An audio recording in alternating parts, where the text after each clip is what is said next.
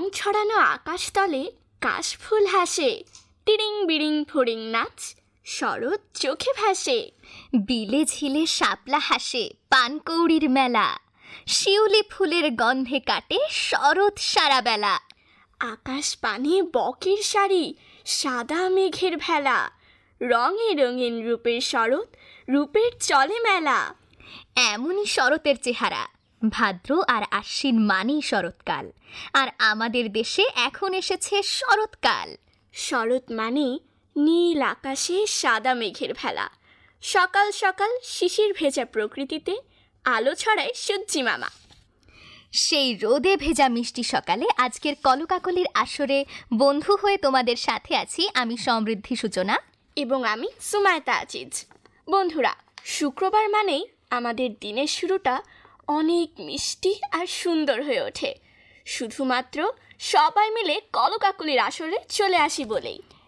আমরা জানি আজকের এই সকাল, এমন প্রতিটা সকাল আমাদের খুব প্রিয়। এসো তবে প্রিয় এমন একটি মিষ্টি সকালে দেশাত্মবোধক গান দিয়েই শুরু করি আমাদের কলকাকলি। গাইছে আসরের বন্ধু সামিহা ইসলাম।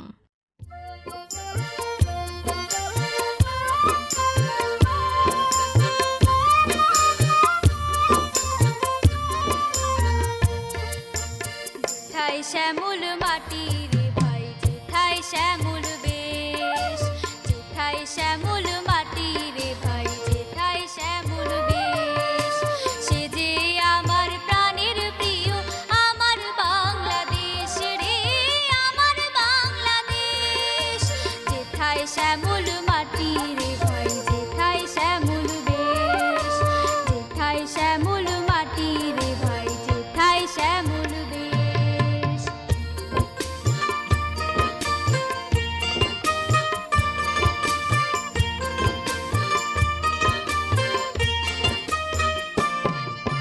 যেথায় পদ্ম শাপলা শালুক ঝিলের জলে ভাসে, যে দেশেতে পাখির ডাকে সোনালি দিন আসে।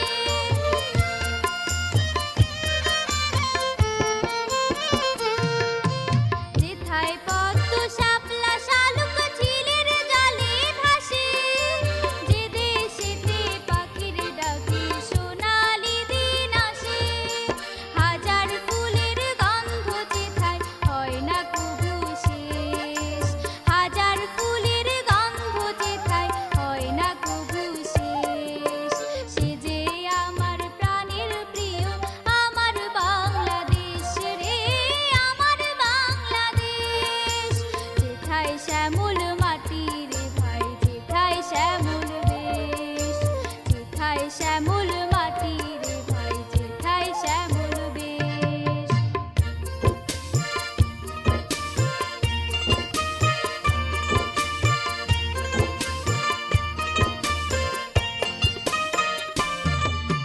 যেথায় পানসি ভিড়ে ও ভাই নদীর ঘাটে ঘাটে, নিতুই শুনি জারি সারি হিজল তুলির বাটে।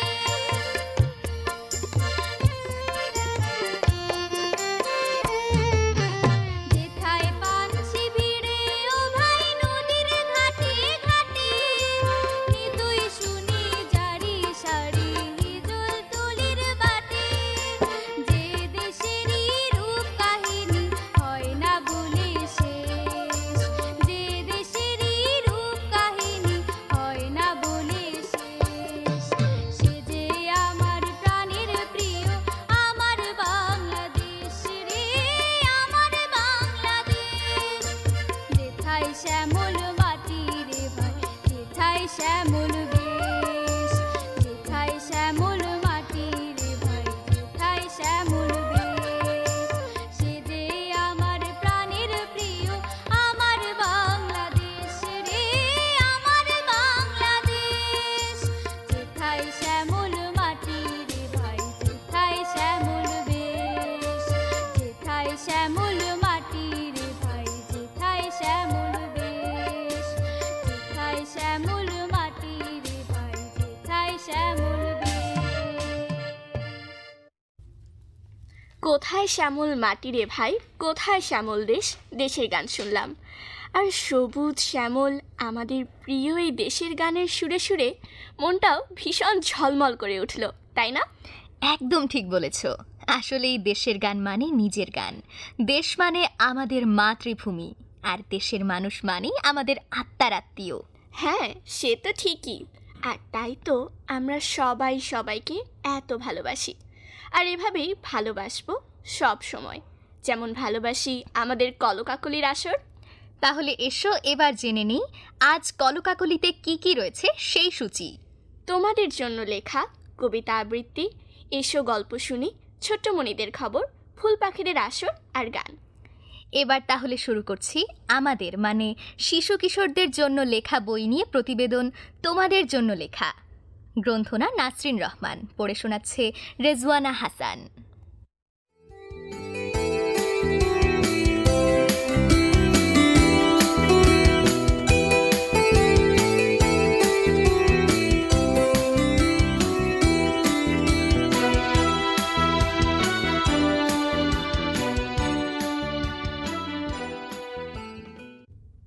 বন্ধুরা, বক ও বাঘ, বাঘ ও রাখাল, ইঁদুর ও সিংহ, এমন অনেক গল্প তোমরা শুনে বা পড়ে থাকবে। এই গল্পগুলো শুধুই গল্প নয়, বরং গল্পগুলোতে কিছু নৈতিক শিক্ষা রয়েছে। নৈতিক শিক্ষা মানে কোন কাজটা করতে নেই, করলে নিজের বা অন্যের ক্ষতি হয়, এমন বিষয়গুলো গল্পের ছলে বলা হয়েছে। এরকম একটি গল্প হলো হ্যামিলনের বাঁশিওয়ালা। গল্পটি এতই জনপ্রিয় যে শুধু শিশু নয়, বড়রাও একে উদাহরণ হিসেবে ব্যবহার করে থাকেন। নাম শুনেই বুঝতে পারছো, এটি একটি বিদেশি গল্প। গল্পটি অনুবাদ এবং অনুলিখনের মধ্য দিয়ে নানা ভাষার মানুষের কাছে পৌঁছে গেছে। বন্ধুরা, শিশু সাহিত্যিক আমিরুল ইসলাম তোমাদের জন্য হ্যামিলনের বাঁশিওয়ালা নামে বই লিখেছেন। বইটিতে তিনি তোমাদের উদ্দেশ্যে বলেছেন, বাংলা ভাষাতেও হ্যামিলনের অসাধারণ দু একটি রচনা রয়েছে, যেমন বুদ্ধদেব বসু এবং হায়াত মাহমুদ গল্পটিকে ভিন্ন মাত্রায় উপস্থাপিত করেছেন। আমিও তোমাদের মনের মতো করেই গল্পটি লিখতে চেয়েছি। পড়ার পর একবারের জন্য হলেও মনে হবে সবাই মিলে হ্যামিলন শহরটি ঘুরে আসি। তবে আমার ধারণা, গল্পের বইটি পড়তে পড়তে হ্যামিলন শহরে ঘটে যাওয়া কাহিনীটির চিত্র তোমাদের চোখের সামনে ভেসে উঠবে।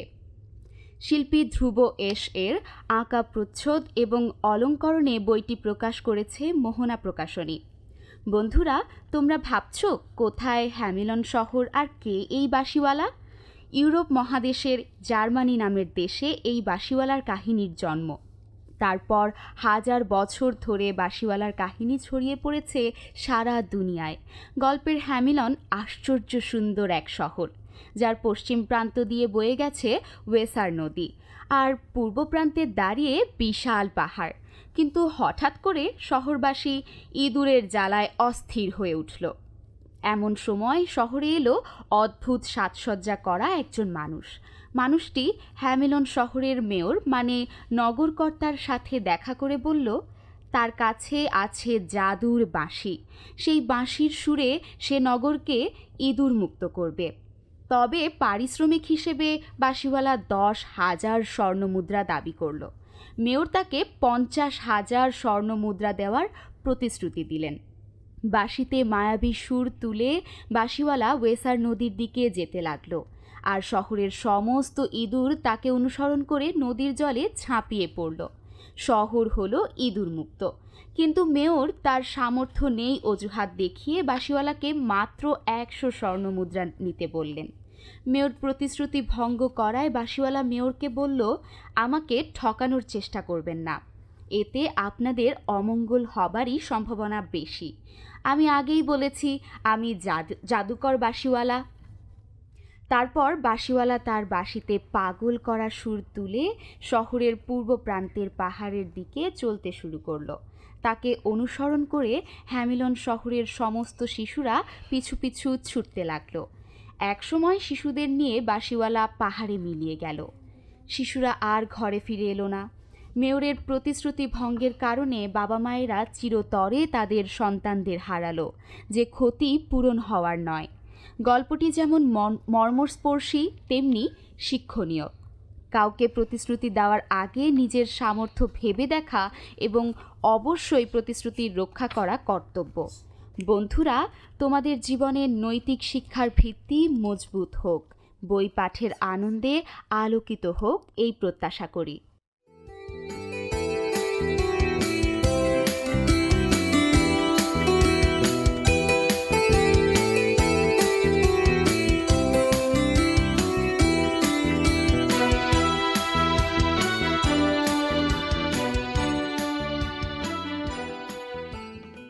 কত কত বইয়ের নাম জানলাম, তাই না?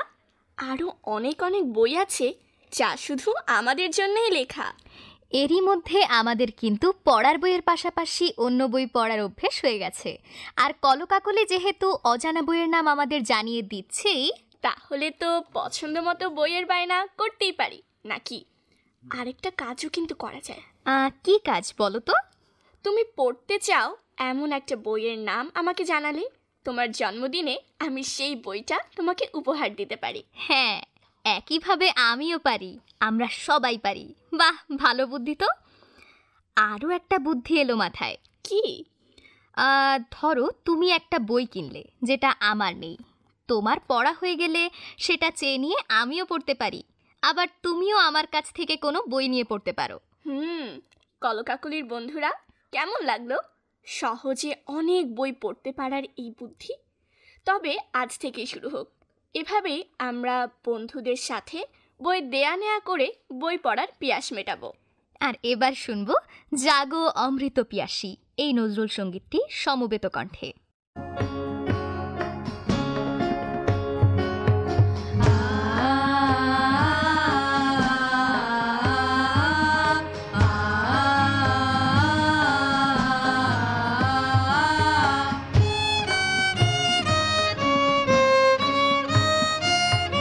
জাগো অমৃত পিয়াসী চিত আত্মা অনিরুদ্ধ, জাগো অমৃত পিয়াসী চিত আত্মা অনিরুদ্ধ, কল্যাণ প্রবুদ্ধ, কল্যাণ প্রবুদ্ধ, জাগো শুভ্র জ্ঞান পরম নবপ্রভাত পুষ্প সম, জাগো শুভ্র জ্ঞান পরম নবপ্রভাত পুষ্প সম, আলোক স্নান শুদ্ধ, আলোক স্নান শুদ্ধ, জাগো অমৃত পিয়াসী চিত আত্মা অনিরুদ্ধ।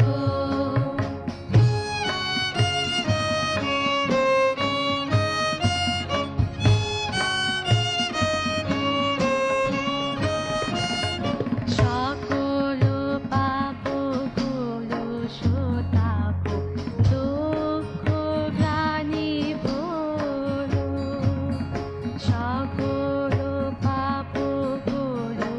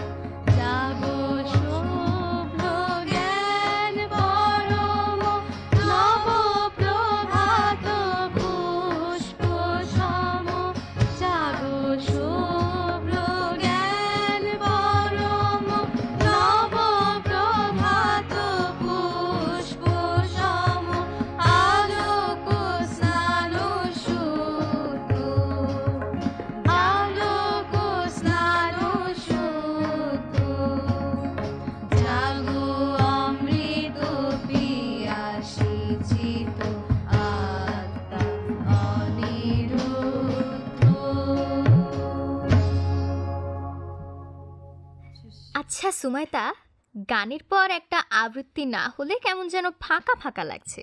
বেশ, তবে এসে শুনি কবিগুরু রবীন্দ্রনাথ ঠাকুরের কবিতা। আবৃত্তি করছে আফরা রায়দা পৃথিয়া।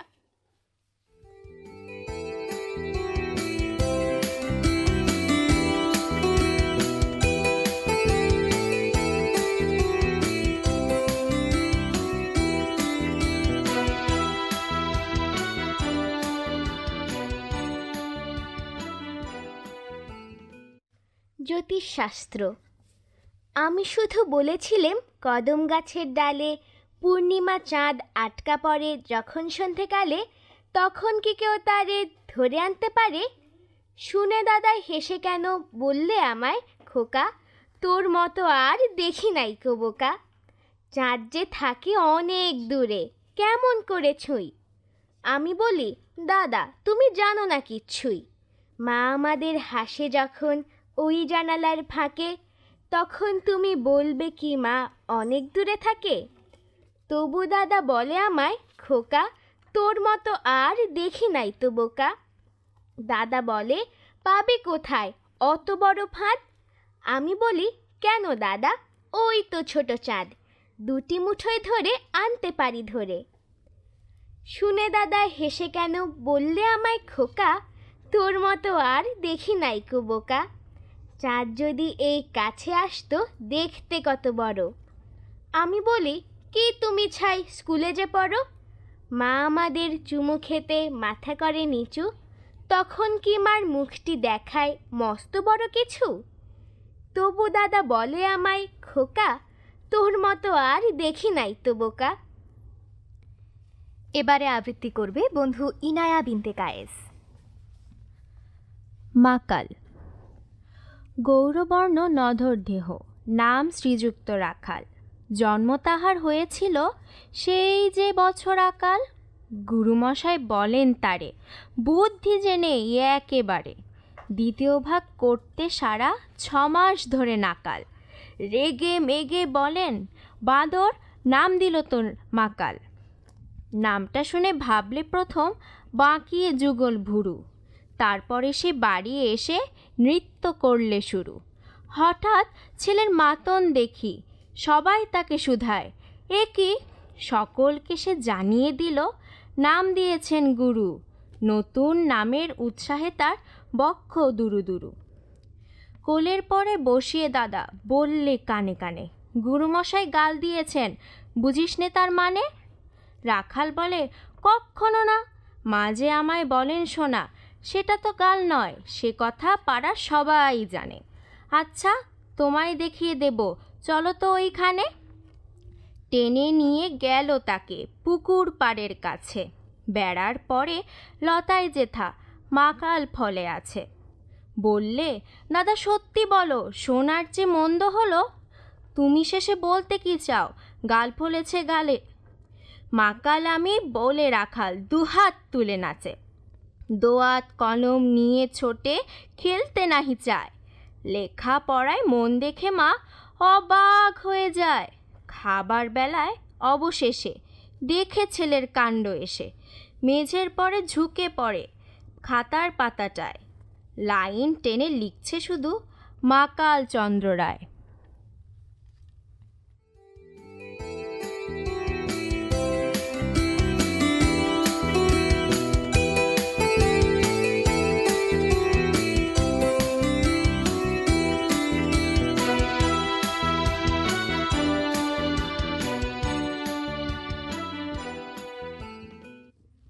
বেশ মজার মজার কবিতা শুনলাম।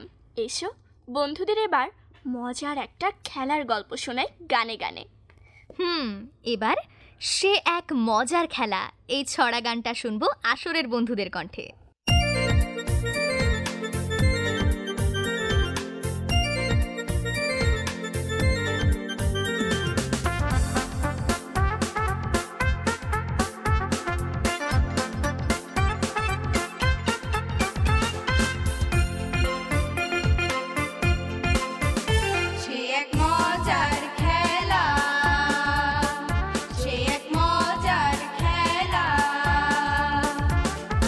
রং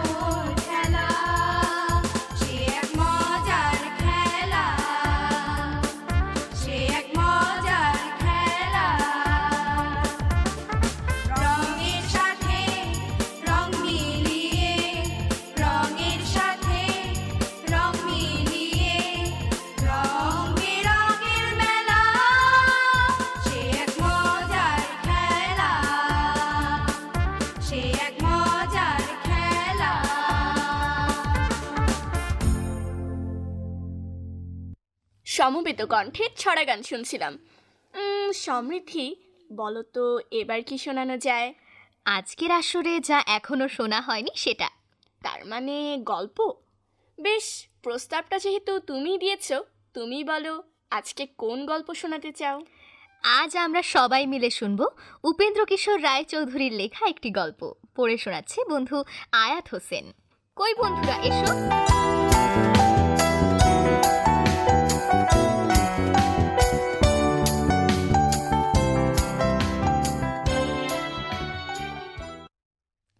সাক্ষী শিয়াল। একজন সওদাগর একটি ঘোড়া নিয়ে বেচতে যাচ্ছিল। যেতে যেতে তার বড্ড ঘুম পেল। তখন সে ঘোড়াটিকে এক গাছে বেঁধে সে গাছের তলায় ঘুমিয়ে পড়ল। এমন সময় এক চোর এসে সওদাগরের ঘোড়াটিকে নিয়ে চলে যাচ্ছে। সওদাগর ঘোড়ার পায়ের শব্দে জেগে উঠে বললে, কি ভাই, তুমি আমার ঘোড়াটিকে নিয়ে কোথায় যাচ্ছ? চোর তাতে ভারী রাগ করে বললে, তোমার ঘোড়া আবার কোনটা হলো? শুনে সওদাগর আশ্চর্য হয়ে বললে, সে কি কথা, তুমি আমার ঘোড়া নিয়ে চলে যাচ্ছ, আবার বলছো কোনটা আমার ঘোড়া? দুষ্ট চোর তখন মুখ ভার করে বললে, খবরদার, তুমি আমার ঘোড়াকে তোমার ঘোড়া বলবে না। সওদাগর বললে, কি, আমি আমার ঘর থেকে ঘোড়াটিকে নিয়ে এলাম আর তুমি বলছো সেটা তোমার?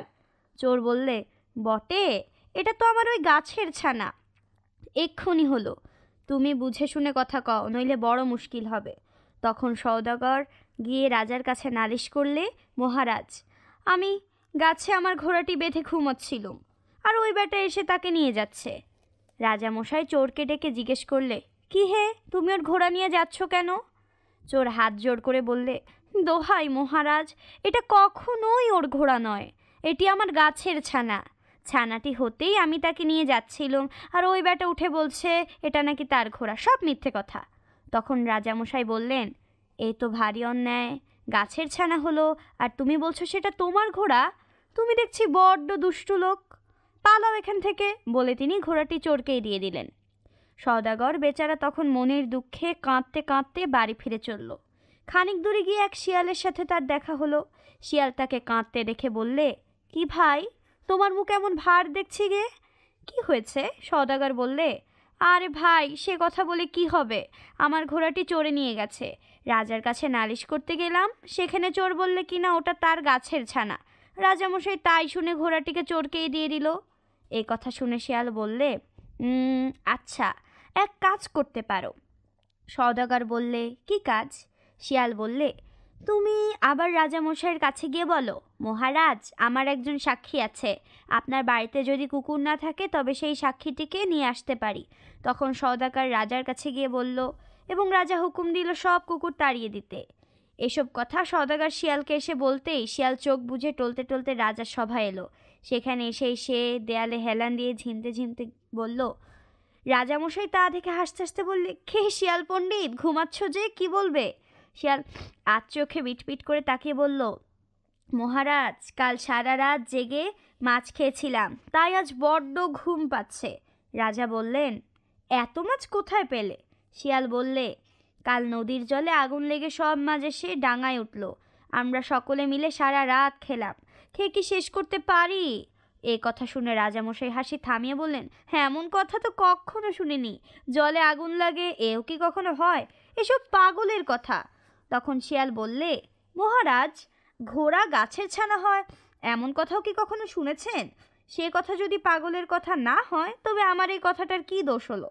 শিয়ালের কথায় রাজামশাই ভারী ভাবনায় পড়লেন। ভেবে চিনতে শেষে বললেন, তাই তো, ঠিক বলেছ, গাছের আবার কি করে ছানা হবে? সে বেটা তবে নিশ্চয়ই চোর।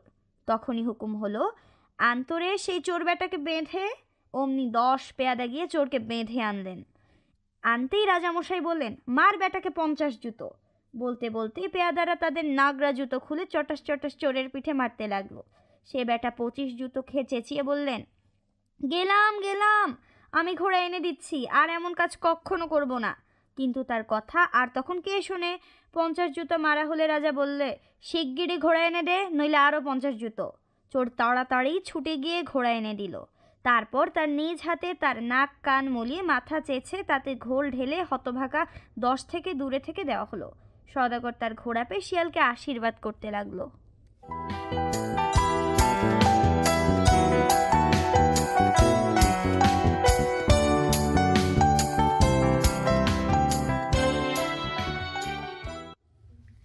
বন্ধুরা, উপেন্দ্র কিশোর রায়চৌধুরীর লেখা থেকে অনেক গল্প থেকে একটা গল্প শুনলাম। উপেন্দ্র কিশোর রায়চৌধুরী ছিলেন একজন বাঙালি লেখক এবং চিত্রশিল্পী। তার লেখা বইগুলোর মধ্যে একটি হলো ছোটদের সেরা বিজ্ঞান রচনা সংকলন।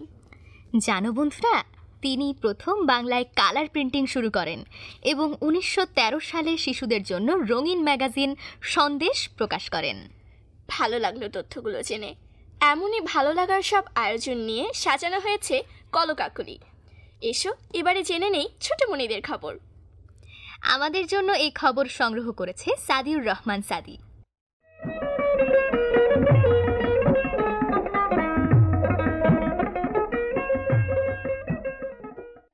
শিশুরা জাতির ভবিষ্যৎ, আগামীর কর্ণধার। তাই তো দেশ ছাড়িয়ে বিদেশ সব জায়গায় শিশুদের আলাদাভাবে মূল্যায়ন করা হচ্ছে।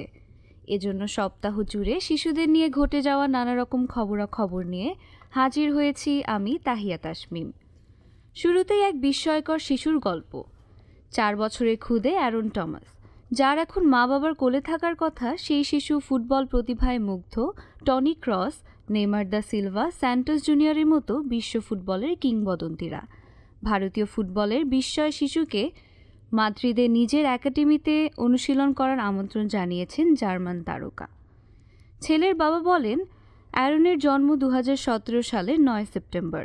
যখন ও হাঁটতে শিখল, আমরা একটা ফুটবল কিনে দিয়েছিলাম। তারপর থেকে দেখতাম সারাদিনও বল নিয়ে পড়ে থাকতো, টলমল পায়েই বলে শট মারত।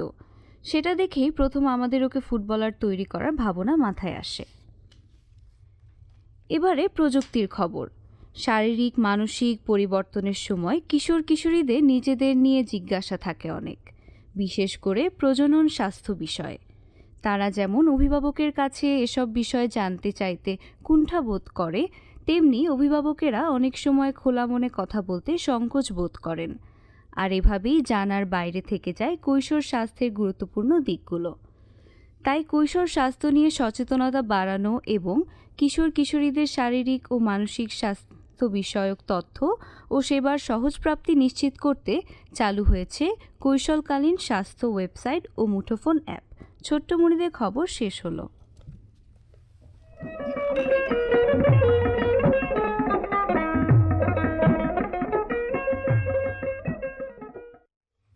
সবসময় ছোটমণিদের খবর আমাদের খুব ভালো লাগে। মনে হয় শুধু বড়রা কেন, আমাদের ছোটদেরও অনেক কিছু করার আছে এবং অনেকে করছেও। এই যেমন আমাদের ফুল পাখি বন্ধুরা। এবার সেই সবই শোনার সময় হলো। বন্ধুরা, তাহলে শুরু হোক সবার পছন্দের ফুল পাখিদের আসর। আজকের ফুল পাখিদের আসর পরিচালনায় রয়েছেন আপা কাজী শাকিরা বানু।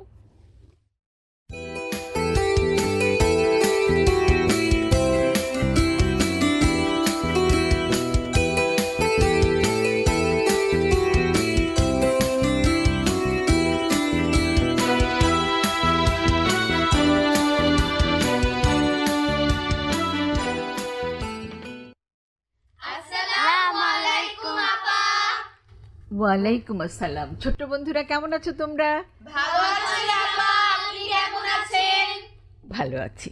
একটা ছোট্ট বন্ধু, তো আমার চশমা পড়া, তুমি ভালো করে দেখতে পাও তো? আচ্ছা, আজকে তুমি আমাদের জন্য কি শোনাবে, গান না কবিতা? কবিতা। আচ্ছা বলো। একটু কাছে আনতে হবে সামনে দিয়ে। হ্যাঁ বলো।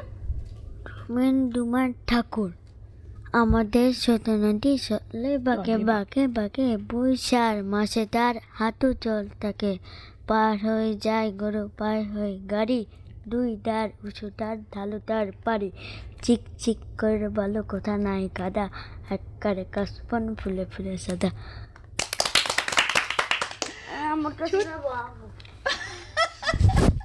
ও একটা ছোট্ট বাবু নিজেই বলছে। এবারের বন্ধু, নামটা বলো আগে। আমার নাম খেয়ামণি কর্মকার। কি শোনাবে তুমি আমাদের? একটি দেশের গান।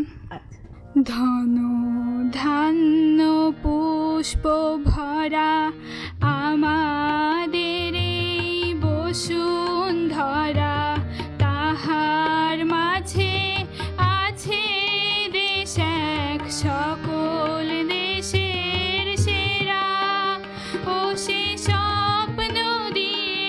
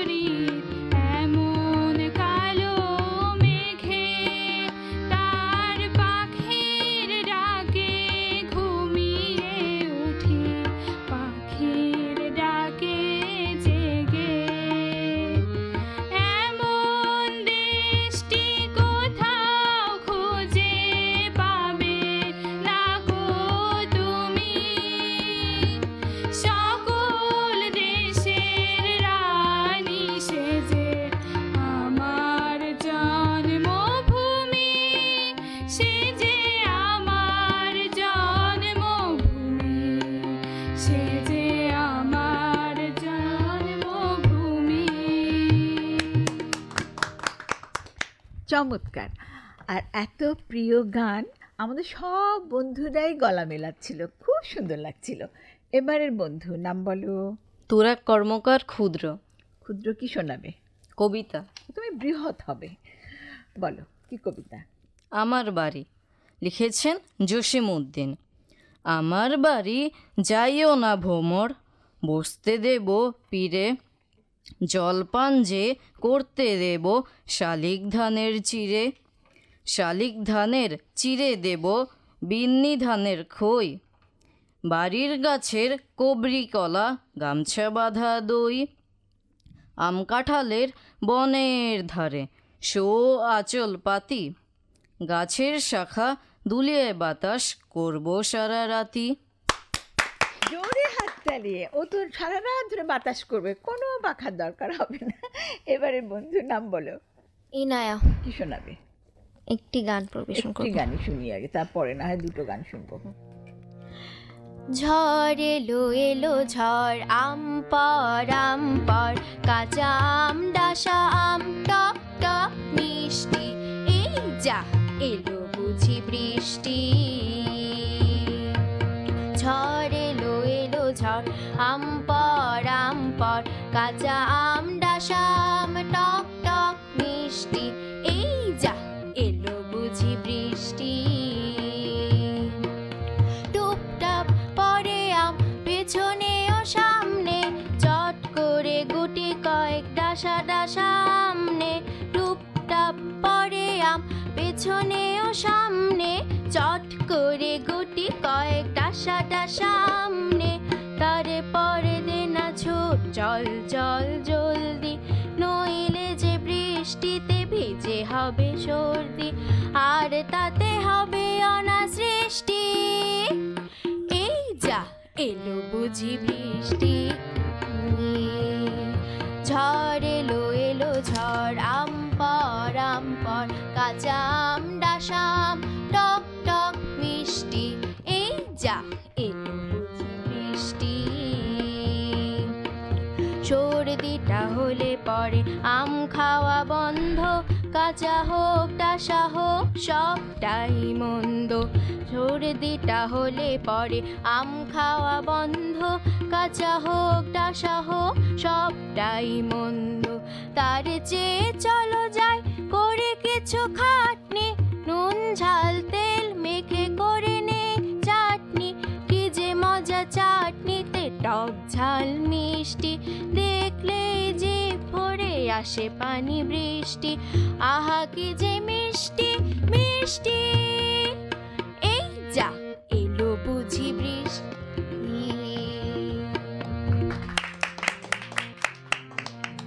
খুব মজা করে আম খাওয়া হচ্ছে। দেখি এবারের বন্ধু কি বলে, নাম বলো। তারা।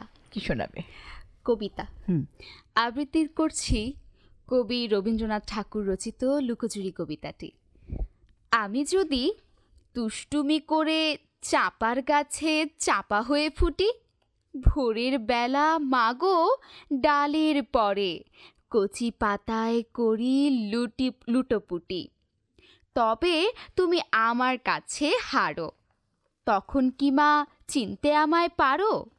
তুমি ডাকো খোকা কোথায় ওরে, আমি শুধু হাসি চুপটি করে।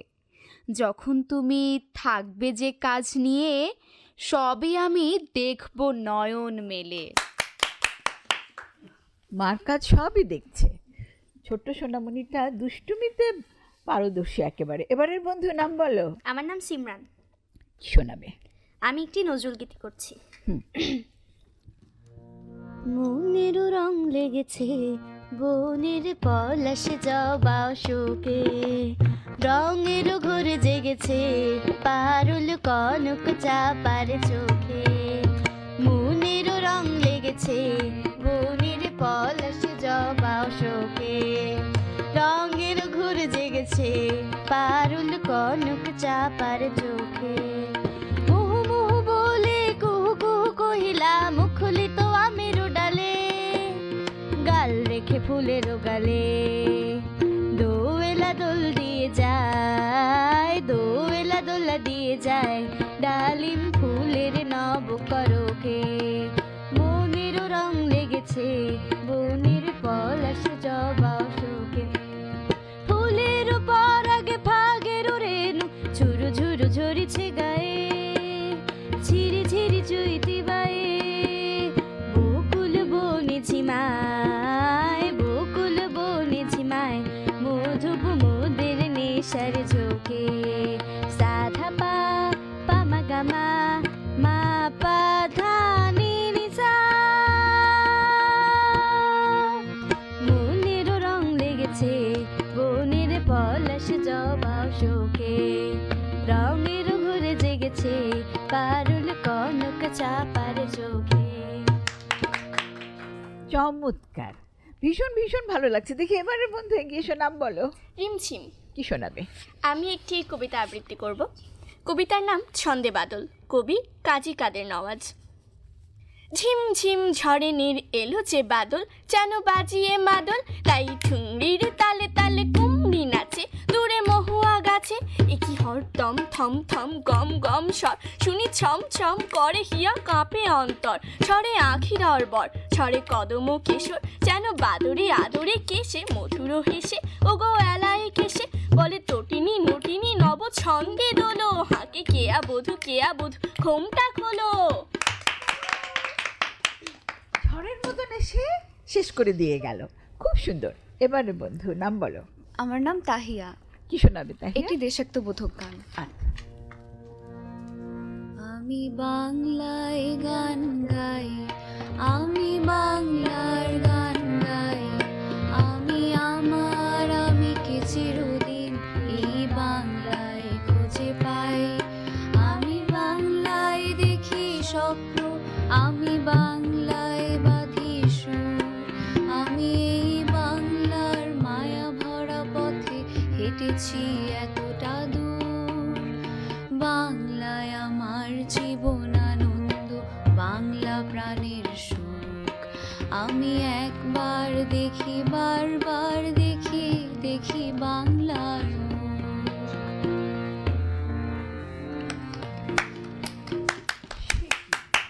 আমি তো অস্থির হয়ে আছে আর একটু শুনবো বলে। এবারের বন্ধুর নাম বলো। আফরা। কি শোনাবে? আমি একটি নজরুল সঙ্গীত শোনাবো। আচ্ছা।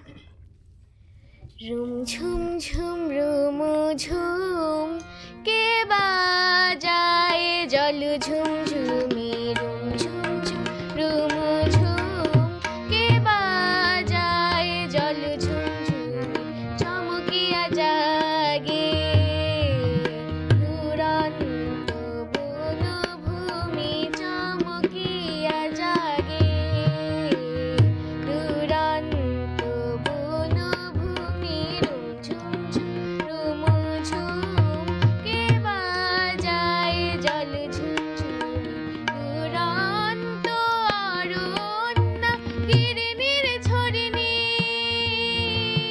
রঙ্গে সঙ্গে লই বনের হরিণী শাখায় শাখায় ঘুম ভাঙায় ভীরু মুকুলের কাপল চুমি রুম ঝুম ঝুম রুম ঝুম কে বাজায় জল ঝুম ঝুমি হরে পাহাড়ি কুরু পিয়াল ডালে পল্লব বীণা বাজায় ঝিরি ঝিরি সুমিরন তারি তালে তালে সেই জল ছল ছল সুরে জাগিয়া সারা দেয় বন পারে সারা দেয় বাঁশিরা খালিয়া পল্লীর প্রান্তর উঠে শিহরে বলে চঞ্চলাকে গো তুমি রুম ঝুম ঝুম রুম ঝুম কে বাজায় জল ঝুম ঝুমি। খুব সুন্দর। দেখি এবারের বন্ধু নাম বলো। আমি স্বর্গ। আমি কবিগুরু রবীন্দ্রনাথ ঠাকুরের আমাদের ছোট নদী কবিতাটি পুঁথি হিসেবে পরিবেশন করছি।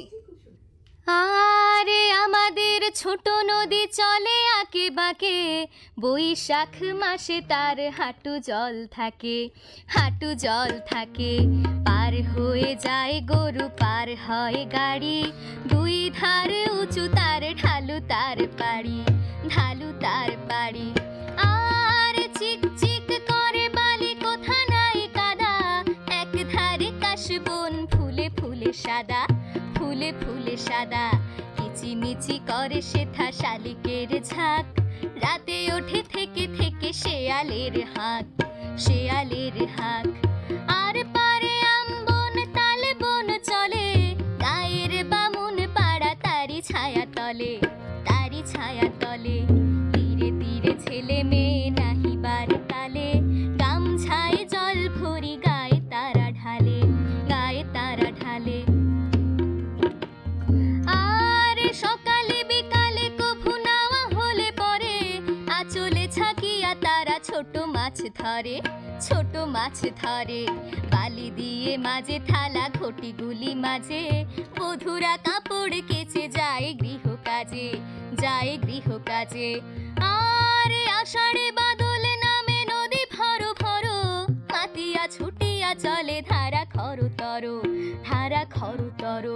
মহাবেগে কলো কলো কোলাহল ওঠে, খোলা জলে পাকগুলি ঘুরে ঘুরে ছোটে, ঘুরে ঘুরে ছোটে। দুই কুলে বনে বনে পড়ে যায় সারা, বর্ষার উৎসবে জেগে ওঠে পাড়া, জেগে ওঠে পাড়া। বর্ষার উৎসবে জেগে ওঠে পাড়া।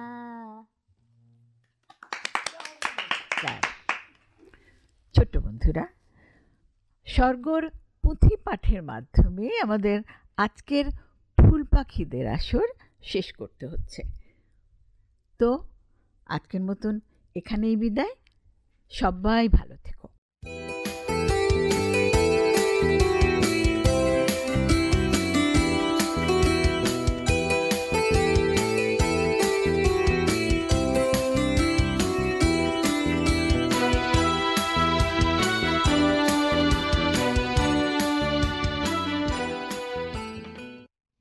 বন্ধুরা, আমরা আজ অনেক কিছু শুনলাম, তাই না?